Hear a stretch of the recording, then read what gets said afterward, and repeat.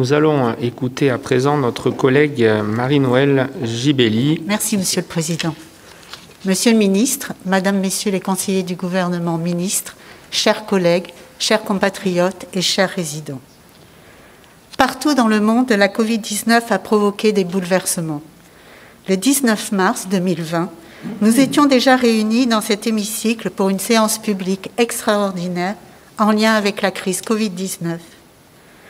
Nous n'en étions alors qu'aux prémices de cette crise sanitaire et économique et étions loin d'imaginer les répercussions qu'elle aurait sur nos vies. Un an après, nous voilà à nouveau réunis pour aborder une nouvelle fois ce sujet. L'objet de cette soirée est bien sûr le vote d'une résolution visant à accompagner l'État monégasque vers un modèle de sortie de crise, tant sur le plan sanitaire, économique et social. Mais il me permet également de souligner certains aspects qui sont pour moi fondamentaux et j'évoquerai spécifiquement la situation des personnes âgées. Nous le savons, elles représentent la population la plus touchée par cette crise en raison de sa vulnérabilité, tant sur le plan physique, mental ou sociétal.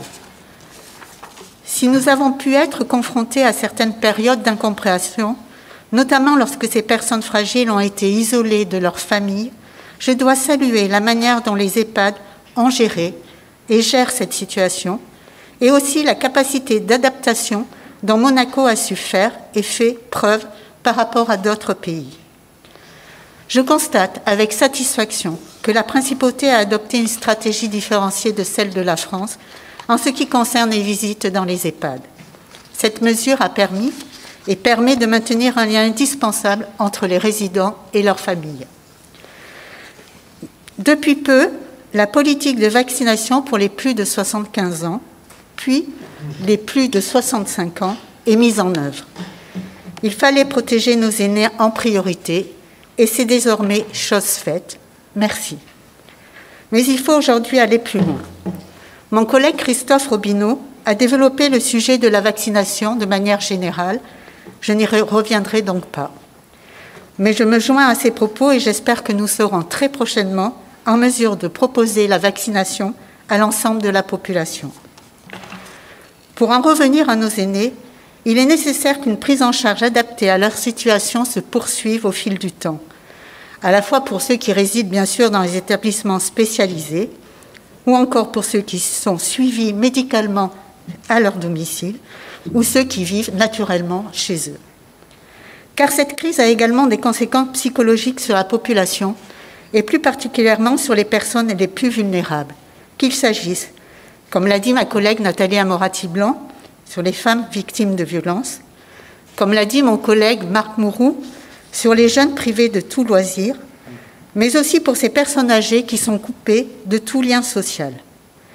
En effet, le risque est particulièrement prononcé chez elles, car souvent elles vivent seules et l'inclusion numérique est moins bonne. Il est donc du devoir de l'État d'anticiper les conséquences de la crise Covid-19 sur la santé mentale de la population. Toutefois, je voudrais faire une parenthèse en remerciant l'implication de professionnels de santé retraités, donc dits personnes âgées, dans la politique de dépistage et de vaccination. Je voterai bien évidemment en faveur de cette résolution. Mais avant de conclure, je souhaite rappeler l'importance pour chacune de nous, de continuer à consulter son médecin, à se faire soigner, à se faire dépister. Et rappelons que le mois de mars est axé sur la prévention et le dépistage du cancer colorectal. Je vous remercie.